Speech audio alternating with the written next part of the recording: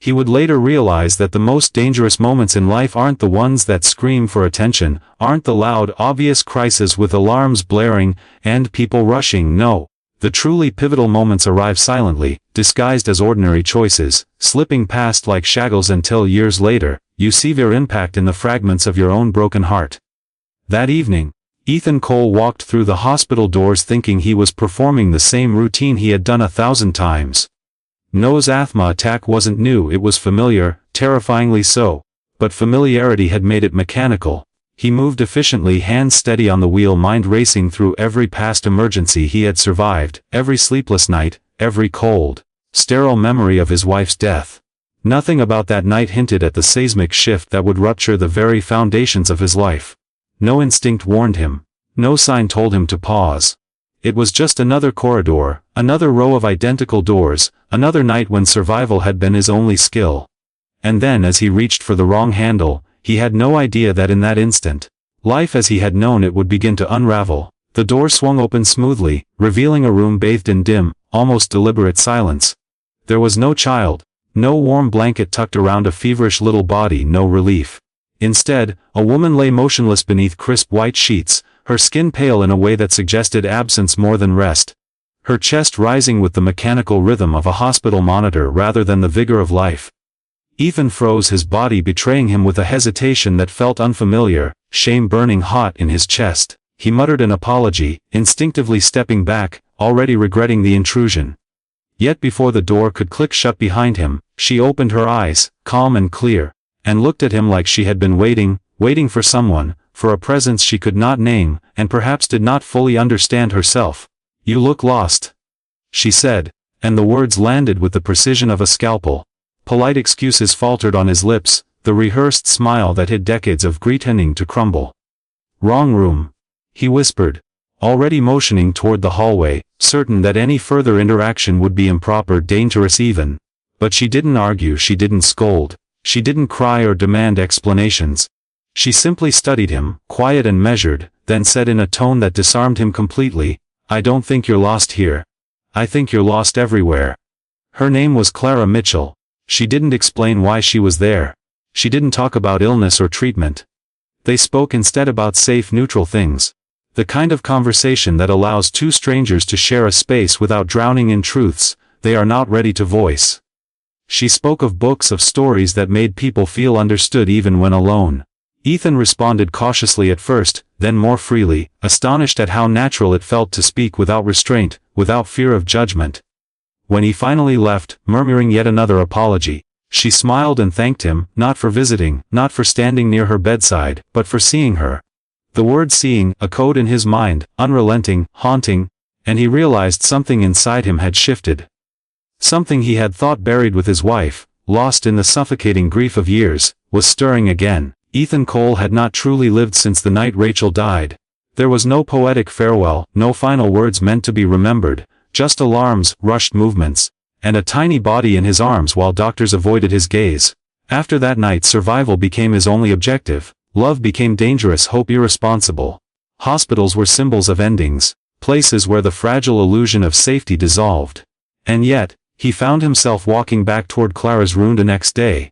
At first, he justified it rationally, he was already in the hospital. A brief visit wouldn't hurt. But the seconds became minutes, the minutes became visits, and over time, he stopped counting the hours he spent in her company. Noah, drawn by her calm presence, followed his father into the room more than once. Children have an unerring sense for kindness, for authenticity, and Noah's laughter, unfiltered and trusting, filled the space where fear once lived. Clara treated him not as a visitor or a patient's child, but as someone whose very presence mattered.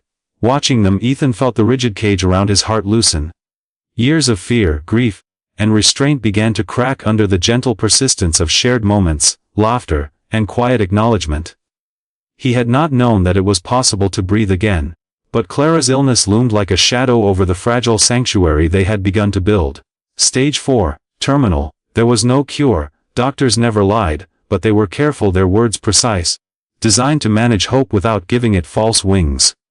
Clara rarely spoke of it, not out of shame, but to protect Ethan and Noah, to prevent them from treating her as a statistic rather than a person.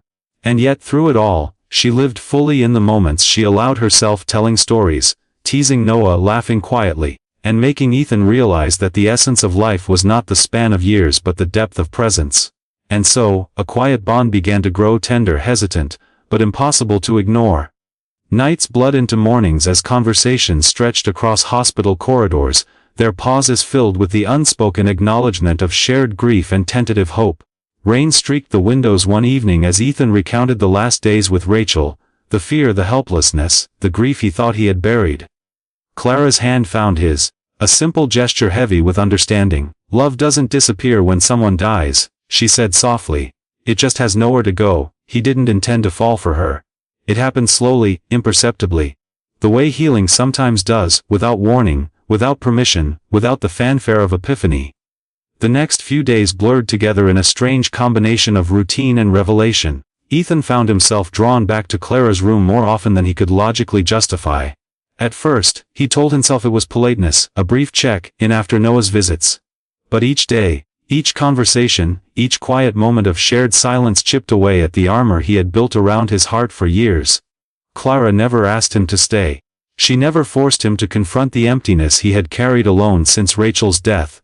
She only existed in the room with a quiet, deliberate presence.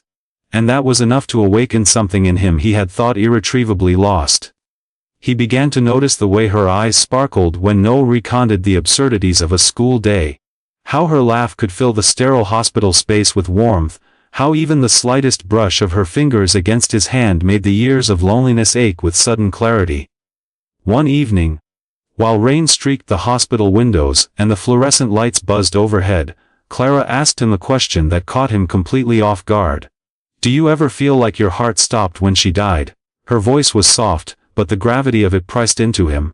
Ethan paused, realizing he hadn't allowed himself to truly think about Rachel in years. He swallowed hard and nodded. "I think a part of it did. And I buried the rest so I could keep going. For Noah." Clara's eyes softened. "And now?" she asked. "Now," he admitted, his voice barely a whisper, "I don't know, I think it's waking up again." He didn't say it, but he felt it. The stirrings of something dangerous, beautiful, terrifying hope. Time passed almost unnoticed. Ethan's visits became a fixture in their lives, both terrifying and comforting. There were days when he came alone, carefully avoiding the weight of his own expectations, and days when Noah's exuberant presence brought a strange joy to the room. The boys' laughter, so pure and unself-conscious, revealed to Ethan what he had missed for so long, the simple act of being fully alive with another human being. Clara's energy, though tempered by illness, refused to be diminished. She listened with intent, laughed without pretense, and shared fragments of her life with Ethan that made him realize she was more than her disease. She had been a literature teacher, a woman who believed words could heal, who believed understanding could save someone from loneliness. And in those moments, she reminded Ethan that love could exist again even in the aftermath of unimaginable loss, but the shadow of reality never fully lifted. Clara's condition was precarious, stage 4, terminal. Every day was a gift she did not take for granted, and every conversation carried the unspoken acknowledgement could nothing be promised. Ethan understood this, and yet the proximity to her life, to her heart, made him feel a mixture of fear and exhilaration. One afternoon, after a long day filled with laughter and storytelling, Clara reached across her bed and took his hand, holding it as if it were a lifeline. "I don't want you to protect me," she said softly. "I want you to be here, with me, fully for however long we have." His chest tightened. He wanted to tell her he couldn't, that he was too afraid, that he had learned too well how to survive without truly feeling. But he stayed. Then came the moment no one expected. A conversation that arrived with subtlety, barely noticeable, and yet shifted everything. Clara, exhausted and pale, told him that her time was running out. Hospice had been arranged. Doctors spoke in clinical terms about what remained, but Ethan could only hear the finality behind the words. He felt panic rising sharp and raw. He recoiled not because he didn't love her, but because he realized just how much he already did. He tried to shield Noah, tried to shield himself, insisting on leaving, telling her could not watch her vanish. Clara, with quiet strength, told him he needed to stay away. She wanted to protect them both, from grief, from the unbearable weight of loss. Ethan obeyed, leaving the hospital hallway with an emptiness he had not felt since the night Rachel died. He told himself he was doing the right thing. He told himself survival meant detachment, That love was too dangerous to touch again. And yet, he could not stop thinking of her. He could not stop imagining her hand in his, her laugh filling the silent corridors, the way Noah had trusted her instinctively. He had survived loss before, but he had never survived a possibility of love. Days passed, then a week, then another, and then, impossibly, Clara began to recover. Slowly, cautiously, mysteriously she stabilized. Doctors offered no real explanation, only careful observations, careful words, careful avoidance of optimism. Ethan stayed away at first, unsure if his presence was now intrusion or indulgence. But then he saw Noah's drawing on the refrigerator at home, 3 figures holding hands beneath a blazing sun. When he asked who the third figure was, Noah looked up, innocent and certain, and said, "The person who makes us brave." Ethan's heart stuttered, and he knew what he had to do. That night, he returned to Clara's room. She was sitting up in bed, reading quietly, the same warmth in her eyes, alive in a way them had dared hope for. No apologies were spoken. No explanations offered. They understood something more profound than logic. Love was not about guarantees. It was about courage, about choosing to believe in meaning even when life could not promise permanence. And in that quiet hospital room, amidst the soft hum of machines and the muted city lights, Ethan realized that the wrong door he had opened months ago was not a mistake. It was the beginning of a life he had thought impossible, a life that required risk, trust, and the simple bravery of showing up. Life outside the hospital began to shift in ways Ethan hadn't allowed himself to imagine. Clara's unexpected recovery felt like a miracle, but it also carried an unspoken urgency. The knowledge that time was fragile, that every moment had to be lived fully, consciously, without the luxury of hesitation. The first time she walked out of the hospital into the late afternoon sun, Ethan followed her closely, both protective and tentative. The city hummed around them, oblivious to the quiet, profound rebirth happening in 2 ordinary lives. Clara's hand brushed against his as they navigated the sidewalks, and Ethan felt a thrill he hadn't experienced since before Rachel's death, the unfiltered, raw possibility of love, of hope, of a future he dared not have allowed himself to hope for. Noah ran ahead, laughing, free and unburdened, his small voice calling for them to hurry. Watching them together, Ethan felt a warmth he had thought buried forever, a heat that reminded him that he was still capable of joy. Days turned into weeks, and the hospital visits gradually faded as Clara grew stronger. Ethan, who had once measured his life in hospital corridors and whispered fears, now measured it in laughter, in storytelling, in the simple rituals of ordinary existence. Yet the shadow of what they had endured never disappeared entirely. There was a constant awareness that illness could return, that the quiet terror of loss was never far away. But Clara lived boldly, refusing to let fear dictate the shape of her life. She encouraged Ethan to do the same, to allow himself to embrace love, to be present not just for Noah, but for the fragile, fleeting moments of happiness that life still offered.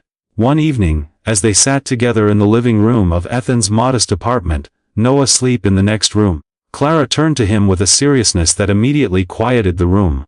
"Ethan," she said, her voice steady but her eyes glistening, "I want you to know something.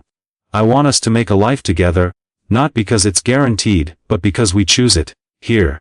Now." Ethan's throat tightened. The words carried the weighting they had endured: fear, uncertainty, loss, and a fragile, unexpected joy. He took her hand in both of his, holding it as though it were a lifeline, and nodded, unable to speak at first. Finally he whispered, "Yes. Yes, I want that too." The wedding, when it came, was intimate and quiet, a few friends, a few family members, the soft glow of late afternoon light filtering through the windows. Noah, carrying a small bouquet of daisies, looked up at his father with wide eyes, silently approving the union that had transformed his world. Clara walked slowly, deliberately toward Ethan, each step a testament to courage, to resilience, to the radical bravery of choosing love despite the possibility of loss. When they exchanged vows, it was not about promises of forever, but about the power of presence, the commitment to give fully in every fleeting second, to embrace love while it existed rather than fearing its inevitable fragility. Ethan's heart swelled as he listened to Clara's words, the same words he had feared he would never hear again, and he realized that the wrong door he had opened months earlier had led him to the most extraordinary right decision of his life. After the wedding, they returned to their quiet home, carrying with them the fragile magic of shared survival. Life was not suddenly easy, nor did their past fears evaporate. But it had become honest, intentional, and profoundly alive. Clara and Ethan navigated the world together, each day a small triumph against fear, against grief, against the lingering shadows of loss. Noah, learning to trust fully again, called Clara, Mom, one ordinary morning without hesitation, and in that instant, Ethan understood that healing was not about erasing the past, but about allowing love to expand despite it. He realized that life does not reward those who wait for perfection, for security, for guarantees. Life rewards the brave. Those willing to love when it hurts, when it is uncertain, when it is terrifying. And sometimes, the wrong door is not a mistake, but the only entrance to a life you were meant to live. Clara's illness remained a quiet presence, a reminder of life's fragility, but it no longer ruled their lives. Instead, it illuminated the importance of presence, of compassion, of choosing kindness and love even when outcomes are unknown. The three of them, Ethan, Clara and Noah, created routines of laughter, shared stories, and quiet evenings that made ordinary life feel extraordinary. Hospitals, once symbols of endings for Ethan, became backdrops for that had redefined him, moments of courage, of connection, and of love.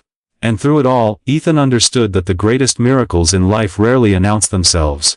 They arrive quietly, sometimes behind a wrong door, demanding only that you notice them, that you act, that you dare to embrace the possibility of life again. The days that followed were filled with ordinary miracles that felt extraordinary precisely because they were unplanned, unforced, and entirely human. Ethan, who had once measured life in survival and routine, now measured it in moments: Clara's laughing through their small apartment, Noah's spontaneous hugs, and the quiet evenings when all three of them sat together, sharing stories and memories without fear or urgency. Clara's recovery, while still fragile, had brought with it a clarity Ethan hadn't realized he'd been missing, a realization that love, when chosen despite uncertainty, transforms not just the people it touches directly, but the entire way life is experienced. Every glance she cast at him reminded him of that first night, the wrong room, the quiet eyes that had seen him before he even knew how to see himself. Ethan learned quickly that happiness was not about avoiding danger or preempting loss. It was about leaning into life fully, without guarantees, without the safety nets he had relied on for so many years. Noah, who had lived through fear and uncertainty himself, thrived in this new world. He began to see Clara as more than a visitor, more than a friend. He began to call her Mom, without hesitation, a gesture so natural that Ethan felt a rush of emotion he had thought buried. In her, he saw the possibility of family as he had never allowed himself to believe it could exist. The three of them fell into a rhythm of life that was chaotic at times, unpredictable at others, but always infused with a quiet joy that had believed was beyond his reach. One afternoon, as the sunlight streamed through their living room windows and cast long golden shadows across the floor, Clara turned to him, eyes serious but soft. "Do you remember the first night we met?" she asked. Ethan smiled, the memory vivid. The wrong door, the silence, the shock of encountering someone whose presence unsettled him even as it comforted him. "I do," he said, voice low. "I thought I was lost then. I didn't realize that was the night I started finding myself again." Clara reached for his hand and squeezed it gently. "Life has a strange way of showing you what you're capable of loving," she said. "Sometimes it comes quietly, behind doors you never meant to open, and sometimes it asks everything from you, just to remind you that you're alive." Ethan nodded, the weight of her words settling deep inside him, the truth of them resonating in every corner of his being. The years that followed were not without challenges. Clara's health required vigilance and care, but the fear that had once ruled Ethan's life was now tempered by love and presence. He had learned to embrace the fragility of life without allowing it to paralyze him. Together, they navigated every moment with courage, creating a household built on honesty, resilience, and an unwavering commitment to one another. Noah thrived in the environment of unconditional love, learning from both of them that life was not something to endure. It was something to engage with fully, bravely and openly. Even the hospital, once a symbol of endings and broken promises, became a place of quiet tried visits that ended with smiles, moments of gratitude for health, and memories of the night that had begun it all, the night Ethan opened the wrong door. The wedding they had held, small and intimate, remained etched in their memories not for its grandeur, but for its profound simplicity. No vows promised eternity, for they both knew that nothing in life could guarantee forever. Instead, they promised presence, honesty, and the courage to love fully in every moment granted to them. Noah's laughter, Clara's steady hand in Ethan's, and the quiet certainty of their shared existence became the true markers of their union. In that space, they had discovered something rarer than any conventional guarantees: the knowledge that life, in all its uncertainty, could still be filled with beauty, trust, and profound connection. Ethan often reflected on that first night, the wrong hospital room, and the life-altering choice to stay. It amazed him that something so seemingly insignificant, turning a handle, stepping inside a room, had led to the most transformative experience of his life. Love, he realized, did not wait for the perfect conditions. It arrived in the quietest, most unexpected moments, demanding courage, presence, and trust. It had arrived that night behind a door he never intended to open, and it had reshaped him completely. From the first hesitant conversation to the quiet victories of daily life, he had learned that the wrong door could, in fact, lead you to exactly the right place. In the end, Ethan understood that life does not reward careful planning or guarded hearts. It rewards those willing to risk vulnerability, to allow themselves to be seen, and to embrace the unpredictable, often terrifying beauty of connection. He looked at Clara and Noah and felt a fullness he had never known, a sense of peace that came not from certainty, but from having chosen love anyway. And he knew, with quiet certainty, that the most profound miracles often come quietly, without fanfare, through moments so subtle that their true significance is only revealed over time. Sometimes, the wrong room is not a mistake. It is the doorway into a life that had been waiting for you all along,